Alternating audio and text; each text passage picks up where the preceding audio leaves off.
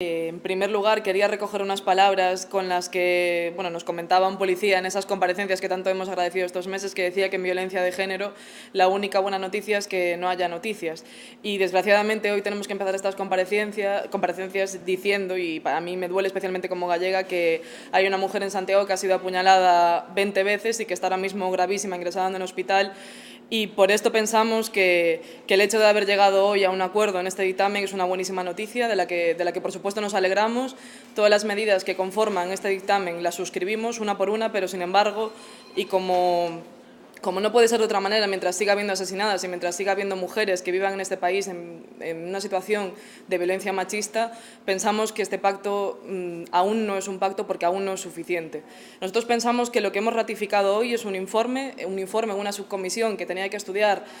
cuáles eran las mejores maneras de luchar contra la violencia machista. Este informe es un informe de mínimos, un informe en el que hemos trabajado todos los grupos políticos de esta Cámara con mucho esfuerzo y diría incluso que de una forma bastante más feminista de lo que habitualmente se trabaja en esta Cámara. Creo que ha sido una forma de trabajar feminista en la que nos hemos escuchado, hemos dialogado, hemos llegado a acuerdos, hemos llegado a consensos, hemos pactado cosas, pero muchas otras cosas se nos han quedado por el camino.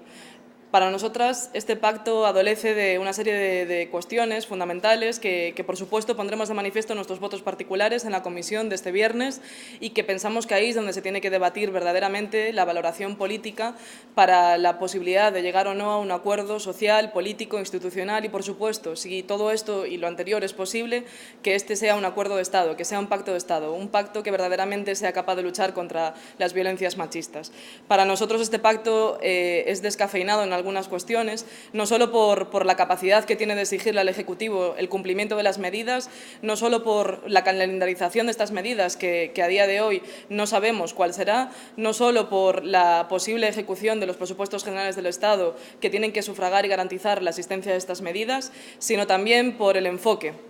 Nos entristece enormemente tener que decir hoy que no podemos decir que haya un enfoque feminista en este pacto. Para nosotras era fundamental que cuando hablásemos de un pacto de Estado hablásemos de violencias machistas. Queríamos, como tantos colectivos feministas y tantas mujeres en este país han reclamado, que existiese una ley de violencias machistas que ampliase el foco, que dijese cuál era el problema que tenemos en España, que dijese que nuestra sociedad es a día de hoy aún una sociedad machista, que necesita que haya una ley que haga un tratamiento integral para cada una de las violencias que están recogidas como mínimo en el Convenio de Estambul. Pensamos que estamos en un buen camino para trabajar en estas cuestiones. Pensamos que hemos dado un paso de gigante y pensamos que hemos dado este paso de gigantes todos y todas las personas que estamos en esta Cámara, y esto es fundamental. Pero tendremos que seguir debatiendo, tendremos que seguir trabajando y, por supuesto, mientras haya, como hay ahora mismo en Santiago, mujeres que son apuñaladas por el simple hecho de ser mujeres y precisamente porque a todas las que estamos aquí nos va la vida, pensamos que aún queda algo por trabajar, queda mucho por hacer y, en primer lugar, por supuesto, haremos nuestros votos particulares este viernes en la comisión y esperemos que ahí seamos capaces de debatir las conclusiones de este informe de la subcomisión y que finalmente seamos capaces de llegar a un acuerdo que sea digno de ser llamado Pacto de Estado. Muchas gracias. Sí. Quería saber si se ha aprobado la cuestión de qué proceso judicial siga adelante aunque la víctima retire la denuncia.